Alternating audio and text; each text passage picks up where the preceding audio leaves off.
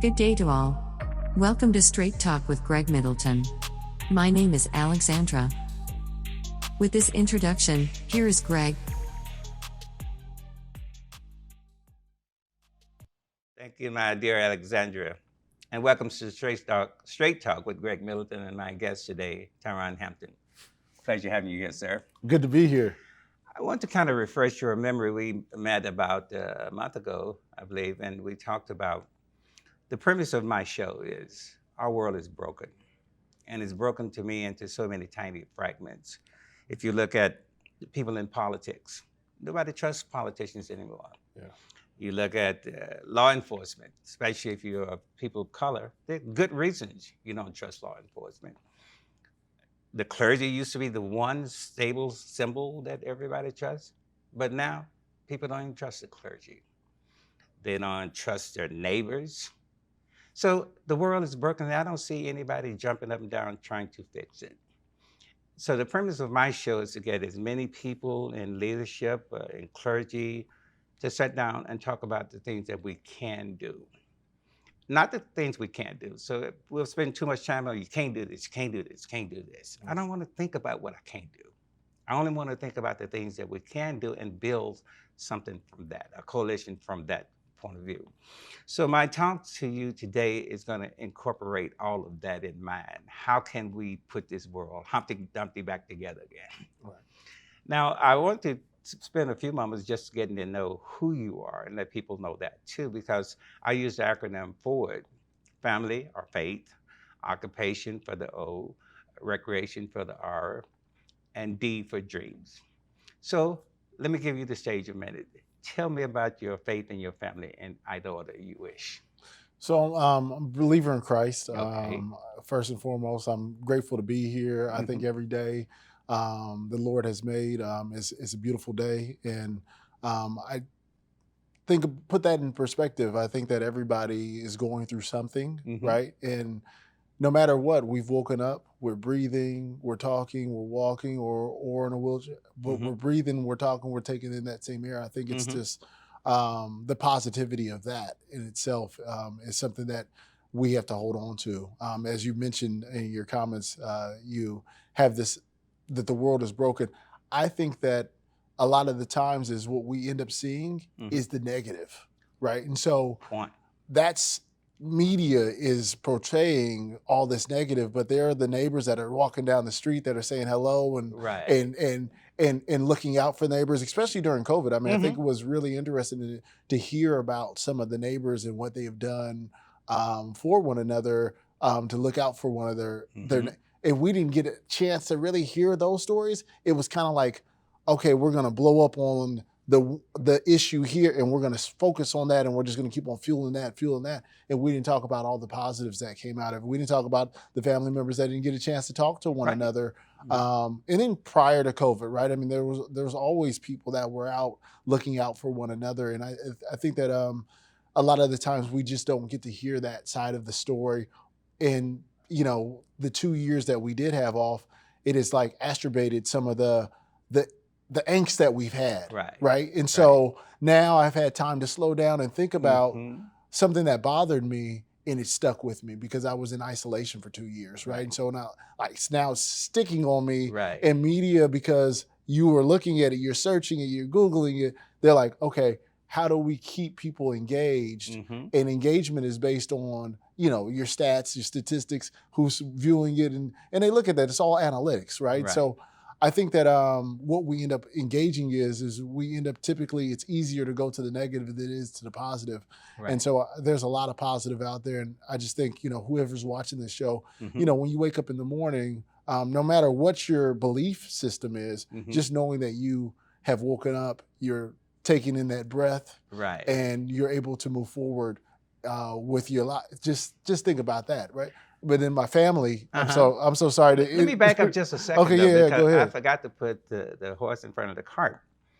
tell people who you are, what the district you Oh, represent, and sorry. all that. So, Sorry. I mean, I know you, but a lot of people don't. And I didn't want to Right. spend time reading this long bio because it's going to kill them our time when you can just tell me who you are. Right. So I'm Tyron Hampton. I'm the city council member who represents the 1st District Okay. in the City of Pasadena. What areas does that cover, by the So way? that's basically from Lake Avenue. I'm just going to kind of square it off. Okay. North of Washington Boulevard to the city limits, which is south of Woodbury, Okay. to the Rose Bowl.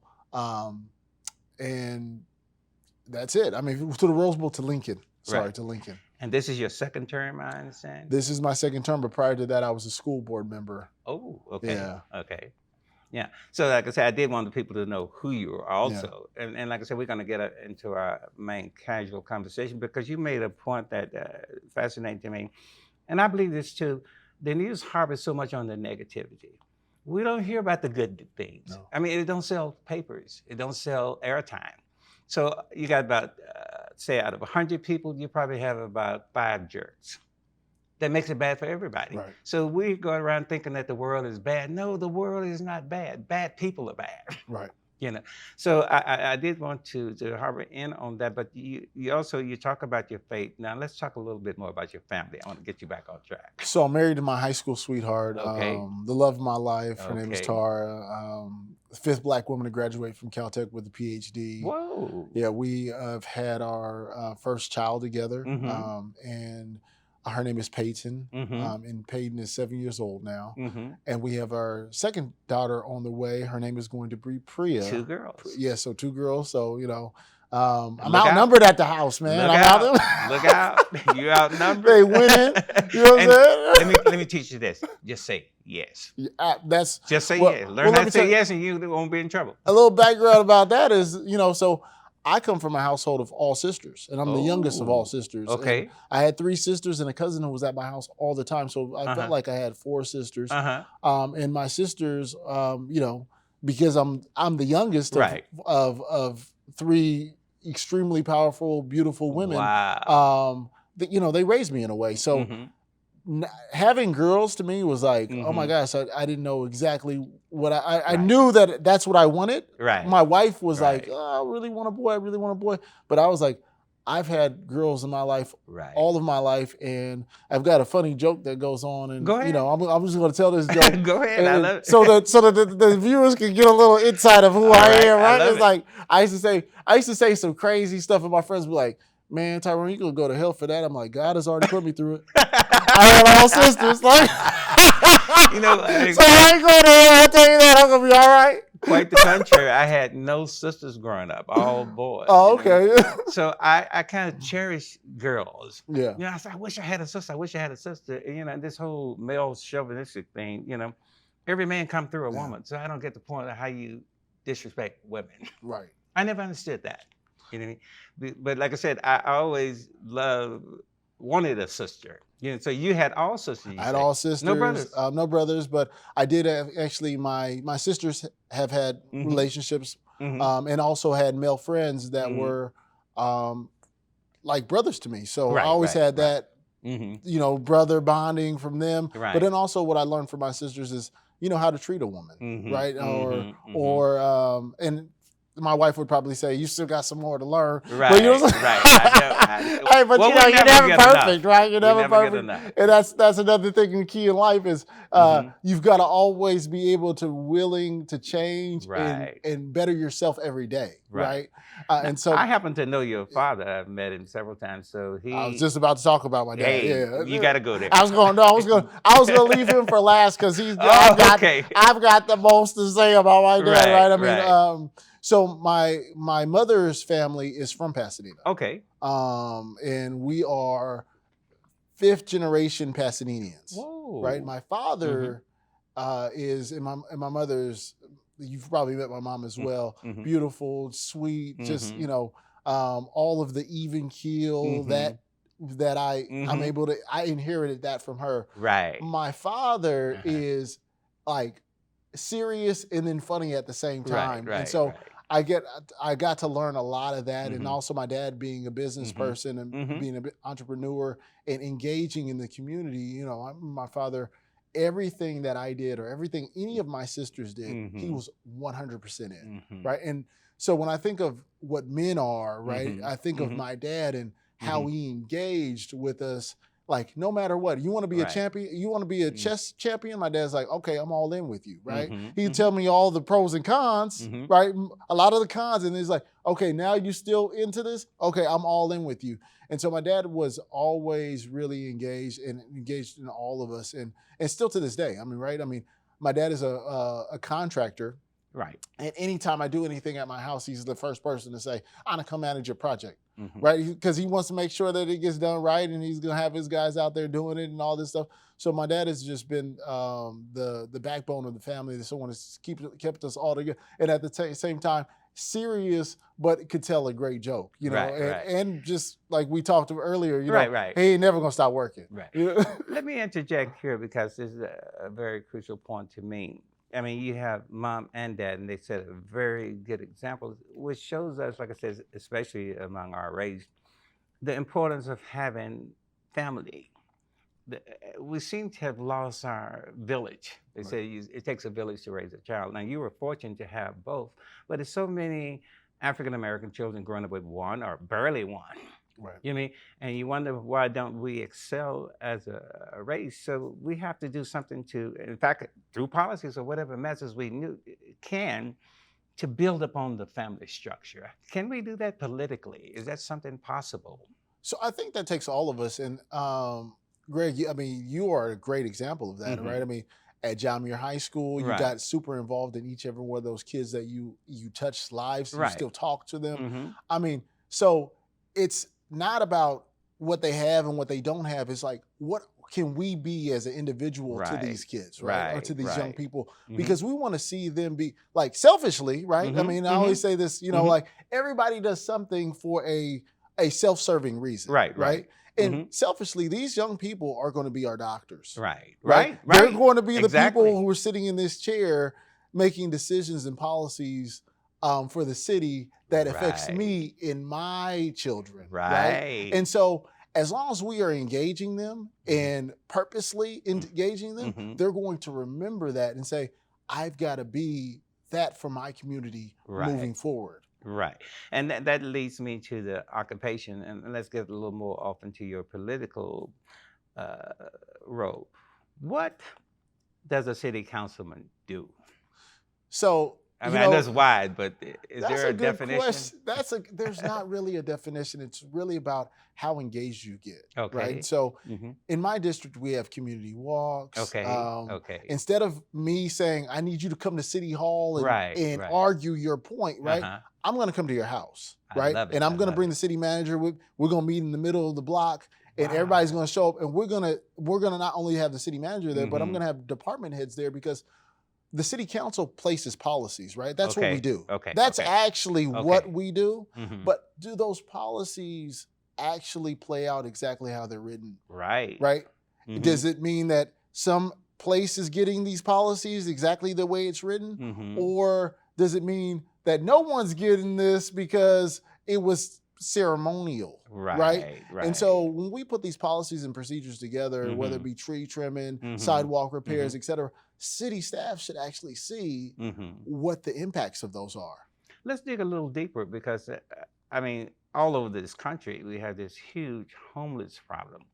How does that hit your desk? I mean, does things like homelessness hit your desk? Homelessness definitely hits the desk, but Okay. the thing that also hits the desk, which I think, you know, when you think of the issue, it's there's mental, there's substance abuse. Right, right. Also, some of it's self-induced, Yeah, right? of I mean, course. you think about it, like if you were working, hmm right, and you were barely scraping to get by, because housing is Right, expensive, right, food is expensive, right. everything's going up right now, hmm 7%, well, almost 8% Oof. inflation, right? I mean, so when you think about all those things that are just compacting, hmm okay, I got to eat or I got to pay my rent, Right. Either or. right? And so the cities, to try to stop the trickle of people moving onto the street or moving out, Right, we've right. got to figure out ways to help people that have just came to Right. the down in Right, their right, right. luck, right? So it's hmm like rental assistance, you know, hmm things like that could help with you know, trying to curve off some of the homeless population. But then also once you get there, right? I mean, there's so many aspects of it. It's like, okay, I've hit bottom rock. I've lost my car. I lost my house. I lost my apartment, or you know, lost my wife, my family. And so self-isolation is something that we all gotta experience a little bit during COVID, right? And if I can interject, I would say, go ahead. It's so compound because you lose your job, you lose your wife, then you become depressed, and now you can't think, and now nothing works. Right. So it seems like it has to be some kind of catch basin. Society don't have catch basins anymore. When you fall, you just go homeless. Right. And you're out of the picture. As a civilized society, it seems like we should do something better than that. And there's organizations that are out here and they are doing that, right? I mean, we're looking for housing, we're building housing for those that were previously homeless. They have caseworkers that are out there talking to people that have been in that situation for a long time, and it builds it's trust. Right. Really, at the end of the day, you know, it's trust. And back to the conversation about, you know, it's broken is broke. Right. No, but these people that are out here doing this work, right, it's pure love. Right. I found out too. In fact, I've met a few people who are actually the warriors who are out there in the street working on homeless, working on housing, working on this. There are people actually doing this fervently, but they don't get any attention. I mean, only, like, I hate to put it on Trump supporters, but they get all the attention, and all they want to do is fight. But there are people out there actually working on getting things done who get no attention and really don't call for attention. They want to just do the work. Which leads me, in fact, like I said, our time is fastly gone. Let's talk about your, FOR, recreation. What do you do for recreation? Because I know, actually, let's back up a little bit. Do you find it very stressful being a leader or a councilman? Is that a stressful type job? Actually, my day-to-day job is probably more stressful. I wouldn't consider it stressful, but it has more requirement, more things that are put on me that it's like, okay, I've got to make sure this happens because everybody who works for the company, all has to eat. And so I feel like there's a burden. I'm not it's not a burden at all. I love my job. Responsibility. Right. There's a responsibility there. But being on the city council, I don't feel a burden. There's a lot of stuff that we need to work on. 100%. As you mentioned, homelessness, housing. Those are issues that we have to work on. But they're issues that we work to get collectively with our neighbors. And it's actually very rewarding. Well, that ties it back to faith. You know what I mean? Because love thy neighbor or help your neighbor. You know what I mean? So it ties it back to faith. And if you are that person, and you then sit on the council, then faith leads you or guides you. You know what I mean? That's why I say, is it stressful? Because I remember I was on the Pasadena Town Council for a few terms, and all people do is complain. They come and complain. You didn't do this, and this is wrong, and complain all day long. So I eventually got burned out because everybody talk about what you can't do rather than what you can.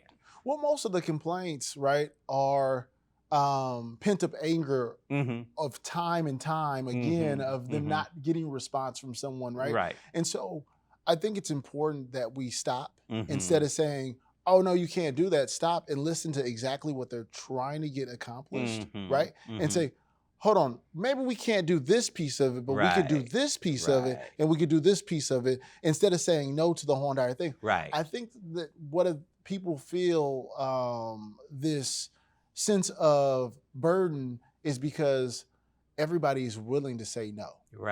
It's the first thing you want to say, no, because but the real work and the reward of it is actually when you actually work on it. And there are neighbors that will tell you, or not try to toot my own horn or anything like that. I have a fantastic team of Miss Bell who works in the office, and then also people that volunteer for with the work that we do in the office, that are solely dedicated and just purely love. And some maybe there is that feeling or that angst that's like, oh my gosh, this person is complaining again. But they know that, I'm really passionate about this job, and they know that I really enjoy it, and I like to try to solve problems. Speaking of that, do you offer any kind of intern for young people to get involved in their city politics or city government? Is that ongoing with the city of Pasadena at all? Absolutely. So there are opportunities for people to get involved in commissions Right. or even to reach out to our office, especially during the summer months for young people or anybody who's watching this, no matter what old age they are, if they're Right. willing to step up and help in some sort of capacity, we're always willing to take on that because I think that it takes a village. It takes all of us to work together to get the issues and things that we would like to see changed, maybe not even issues, but things that we want to see changed in a positive manner done in our neighborhoods. It takes all of us to do that. Right. Which brings me to another one of the R's that I want to glance over a little bit. This whole notion of racism. In fact, I grew up in this South, Jim Crow days, so I know the history of America. What do you see? I mean, you're about a generation under me.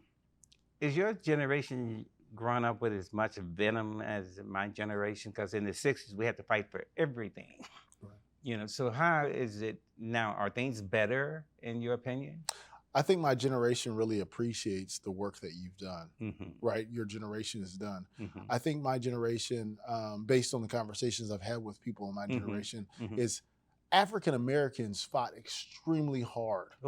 Right? Not only did they fight extremely hard, they lost their lives. Right? And that's the main reason why I ended up going to college, right? I mean, I went to college knowing what I was going to do when I left. I mean, no matter what. When I got out of high school, I knew what line of work I was going to get into. Right? Good. But I went to college because I always thought there is a generation of people who died for me to be able to do this. And so I need to be able to do this. And then also, now that I'm older, I'm thinking like, well, I'm glad that my daughter has been able to see this and see what I've been able to accomplish. But that's because your generation worked for it. My generation, by the way, right? My dad is you and my dad are the same age, right? Right. My generation in my household, right? We're literally the first generation of people, and I'm a millennial. I'm maybe an older millennial, right? First generation that actually had the real opportunity to education, right? Without having to, I mean, we still have to fight. There's still a lot of work to be done for African Americans in education, but I'm able to get that without, saying, oh, we're going to give you the book that is made in 1930. You know what I'm saying? That's not been updated or whatnot. But so the question was, does my generation have like a anxiety or angst or say, like with us, it was so much venom because I went to segregated schools. You couldn't go in white restaurants. I couldn't go to a white university originally. So everything we did, we had to fight to do it, which leaves you with this madness. I mean, it shouldn't be that way. I'm a human being. I was born in this country. Why I got to fight for godly human rights? So my generation is still bitter. I'm just wondering, are we passing that bitterness on to your generation? It's interesting that you say that because I had read this really fascinating, eye-opening article about trauma and does it go down to the next generation? Wow. And trauma does transfer to the next generation. I think that my generation is now looking at the policies because you fought for us to go to education. Now we're looking at the papers and we're saying, hold on. So you were calling me this in the South, but unemployment for African Americans was low. But in the states that they consider more liberal or more blue and more inclusive, the employment rate for African Americans is at its highest. Right? And if you think about things that have happened to African Americans, right, in law enforcement or mistreatment, those things, if you look at all the places that they happen regularly, frequently in, are in the place that we consider the most liberal places that are opening and welcoming to everybody. Look, this is not a political thing. It's just we have to look at it and say, you know what? Someone told me the other day, they were like, well, not the other day, but I've heard this before. It's like, oh, well, this is not Alabama. And I always say, have you been to Alabama? Right? Because in Alabama, Black people are working. Black people are homeowners. I mean, but here in California, we've been priced out. We've been, homes have been taken by eminent domain. They've run freeways through our communities and business centers. So what we had to build on, it was always wiped away, Right. right? And so the policies, I think, you know, what we're Mhm. looking at now is the policies and saying, okay, well, why is it that our unemployment is low? Why is it Right. that we don't have as many entrepreneurs here? And now we have to look at those and say, okay, were there barriers put up in place, right, that Right. make it look like it's this big open thing? Right. Are there barriers in these policies that say, Mhm. oh, that could be something that stops an African American from Right. getting this job, or that could be something that stops African, or not just African American, but Mhm. anyone who didn't have that traditional education. Right. Once again, that goes back to this, that goes back to it. My generation Right. is the first generation to actually have education, and maybe not the fairest education, Mhm. but we were able to have education. You know, this, in fact, we're down to 2 minutes now, so see how fast time go Yeah. by, you know. And that's one of the reasons I probably would like to get you to come back whenever time permits. Because see, these kind of conversations, I don't like to rush. Right. I mean, we got so much more that we hadn't even touched upon, because like now, like Martin Luther King, I had a dream. In fact, that's the last of my acronyms, D. What are your dreams, and do you see us growing toward that dream Martin Luther King had? Do you see that in your visions? Absolutely. Okay. I see us as a people, right? Mhm. Collectively, and I mean, when I say us as a people, I'm talking Right. about everybody who's living up under the sun. Right. I see us, you know, and a lot of the times that happens. I mean, Right. there's only a few issues. Most of the things that happen in council Mhm. are unanimous.